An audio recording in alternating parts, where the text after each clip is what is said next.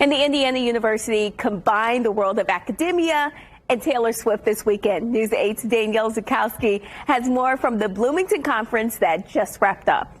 Indiana University held the first ever academic conference dedicated solely to Taylor Swift. Experts from around the world came to Bloomington to dissect every aspect of the singer's career. Taylor Swift, the conference era, drew presenters from as far away as Toronto, Canada, and Exeter, England, to discuss everything from Swift's musical composition and lyricism to her fan base. When we talk about Taylor Swift, we're talking about so much more than Taylor Swift. We're talking about femininity, masculinity, gender, sexuality, capitalism. The mainstream kind of narrative doesn't like to recognize the way that things that teen girls like have this cultural impact. Amelia Morris came all the way from England to present her paper about fan culture being a central part of pop culture and how Swift fans use her music and conversations surrounding the pop star as a form of escapism. I basically argue that we can look at the fandom as an example of tools of escapism and of girls also,